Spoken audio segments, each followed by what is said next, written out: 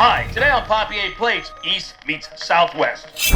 We'll be cooking a little carnitas with an Asian Thai salad. Mazel tov!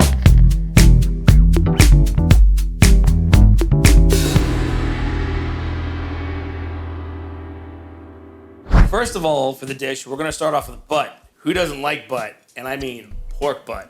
If you don't want to get a whole butt and cut it yourself, you can ask your butcher. When you do, ask him to cut it into about an 8.5 to a 10-ounce piece, like this. If you are going to butcher it yourself, save the bone and roast it. Use it for pork stock for later. It makes a difference in your cooking. First step we need to do with our pork is we need to rub that butt. From 2 spices comes 1 rub. We're going to start off with some cayenne, down South Louisiana. Wah! Some garlic, that's Italian. Take a little bit of onion. Onion's not funny. Do you know what time it is? We're gonna go ahead and take a little thyme. And don't get caught in class with this, guys, because this looks like something that shouldn't be. The Mexican oregano. A little pinch of that in there. There we go. 1/2 teaspoon of smoked paprika. Boom. Actually, you know what? I like that smoke flavor. Let's give it 1 full one. From there, we're gonna go to cumin. Now, cumin is gonna be 1.5 tablespoons of that bad boy. Our chili powder is 1 big old tablespoon. We're gonna get that spice. We're gonna get that boom in there. And as always, kosher salt. Always kosher salt. There we go. From there, we're gonna mix it up. Yeah, this is our Southwestern rub. Let's go ahead and jump into the Asian spices now. 2/3 tablespoon of fennel, 1.5 star anise, and break it up. Put that in there. A little bit of black cardamom. And you may have to take this, guys, and smash a little bit.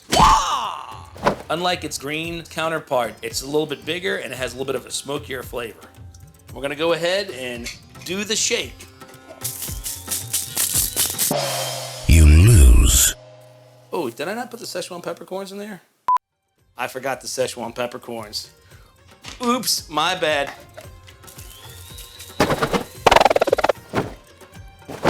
All right, let's smell this guy. Woo! Chukang wins. So we just put this into our bowl. Give it a good tap, get all that spice out. And we're gonna grab our cinnamon, and we're gonna use about a teaspoon of that. Mix this up.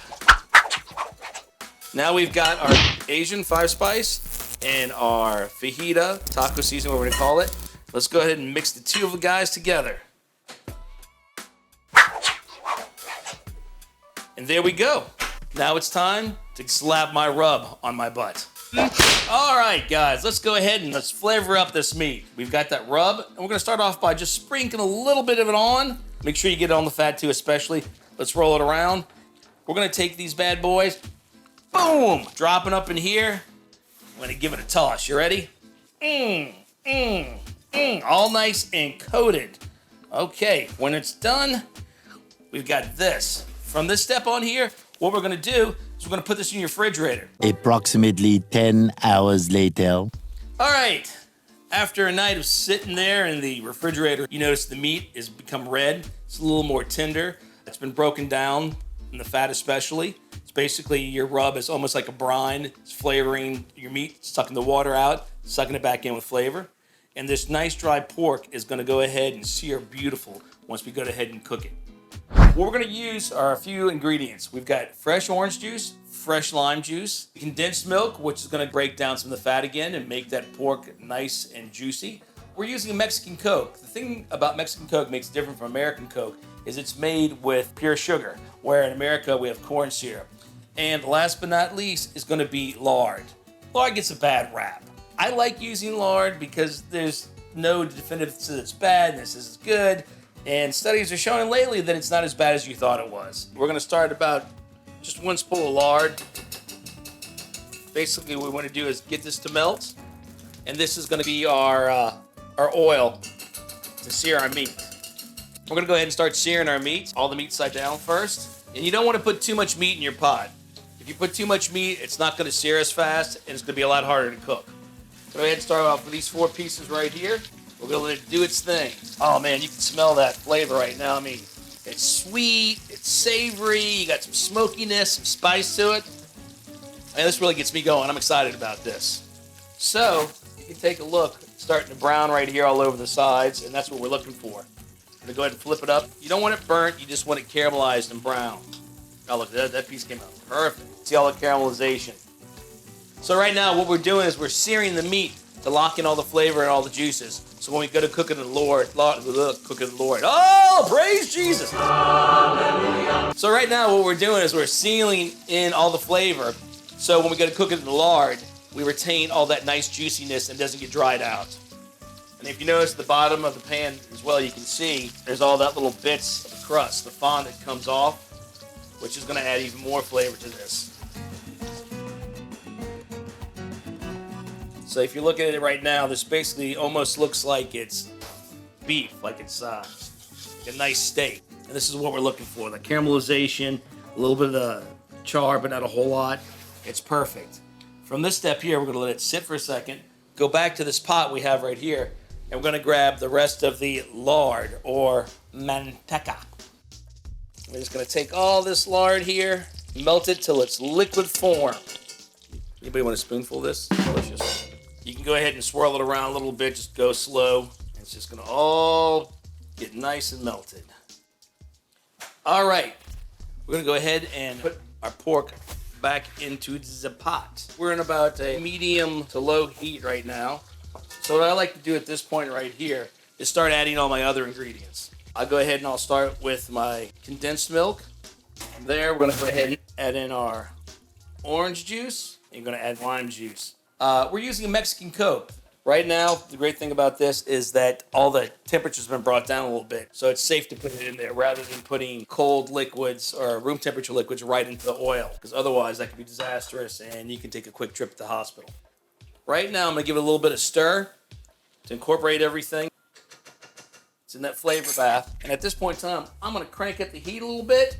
I'm going to bring it till it's almost a boil and bring it down to a simmer. And we're going to cover it with the lid, and we're going to let it go for about an hour to an hour and a half, stirring every 15 to 20 minutes so it doesn't stick to the bottom of the pot. 20 minutes later. So you can see the steam coming from it. We're at that boiling point.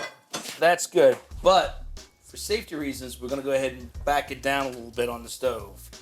And you see all that foam right there? That's all the condensed milk breaking down the fat from the pork, adding all that flavor back in there. All right, we're going to go ahead and put the lid back on. I'm going to leave a little space right there so some steam can get out, and we'll check it in the next 15 to 20 minutes. All right, guys, this is for the salad portion. You always want to use something like romaine or iceberg, or the combination of both of them. You're just basically cutting small, bite-sized pieces, about like this. That's all you really need. This is the sweet and sour and pungent dressing. We're going to use some fish sauce. This guy, if you smell it, you probably don't want to even use it. But it'd be surprising how delicious this does and how it brings the dish together really well. We're gonna have some lime juice, chili flake, rice powder. You can make your own by toasting rice, put it in a food processor. If you don't have it, don't worry about it. And then last but not least is palm sugar. Sort of like molasses, but not as intense, but it's delicious. We're gonna start off by taking that palm sugar, about a half cup, hit it up with a little bit of lime juice, sour it up some. Fish sauce, a lot of this stuff.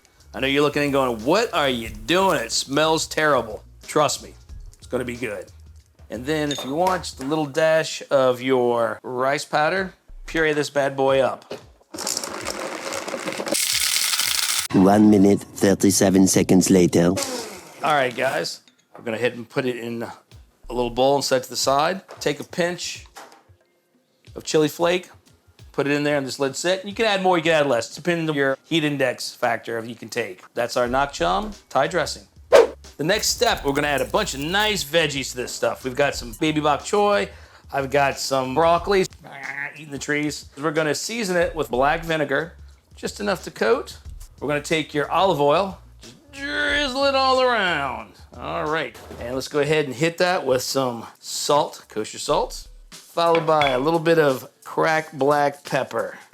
See, they're very, very simple. In the meantime, you're gonna have a cast iron pan or whatever kind of pan you got, something enough to get hot so you can get a little char on it. like this one over here, we'll go ahead and sear up these veggies. Just do a little bit at a time, not all of it at once. And basically, we just get a little color on this. We want a little al dente, a little crunchy. 1 minute, 37 seconds later. There we go. I think we're good right there, guys. You take a look at it. Put it in the bowl. All right, guys. Pork is done now. We're going to pull it out, let it sit, cool for a few minutes. And you can look at it. It's already shrunk in size. Look how beautiful that is. That is perfect. You can smell the sweetness and the spice coming off of it. And that's what our guy's gonna look like when we're finished, folks. So while this is cooling, one of the things I want to do real quickly, gently pull some of the pieces out into big chunks. Look at that. Oh, yeah. See, that fat's just all butter. And what we're gonna do is we're gonna pull a bunch of pieces out. And you're gonna want this to cool down, too. The reason being, it's going in your lettuce. You don't want your lettuce to wilt. You don't want it to get real soggy. I would let it cool off at room temperature. I wouldn't put it in the refrigerator. If you put it in the refrigerator, it's going to seize up, get a little too hard and a little too chewy. You just want it kind of like that. I mean, you should be able to just pull it apart with your fingers like that and fall apart. That's what we're looking for. I want to take your noodles. I'm using udon noodles. Take a little bit of sesame oil. Squeeze a little bit on that. Just take a little bit of salt just to give it a little flavor. You want to start with some of your romaine. Take a nice little handful, put it on top like so. You want to grab a nice little handful of noodles. It's in a noodle bowl salad. Just kind of place it on top. Take some of our beautiful veggies. Just kind of place it all the way around. You can kind of toss in the noodles if you want. From there, I like to take a little bit of pistachio in hand. We're going to put that up in there. You want to go ahead and put on your dressing. Just kind of drizzle it all around right on top. About 2 good helpings. You can always put a little bit more on later on if you want it. From there, we're gonna go to your pork. Just take your little big chunks. Adds a little richness to the noodles. Plop it on like this, break it up. There we go. And then last but not least, just throw on some cilantro.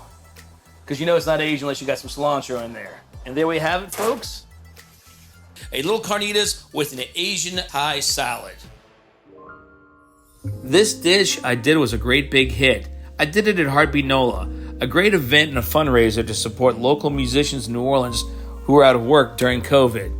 So we started Heartbeat NOLA. It was a germ of an idea because we have a lot of musician friends, and Jason, my boyfriend, is a musician, and they would jam on the back deck, and we have a huge back garden, and so it just seemed that it might be a good idea to see if we could help some local bands play live in a safe environment. So I called the local council member, and he helped me navigate the city permit process, and the city gives us a permit for each 2 weeks of shows.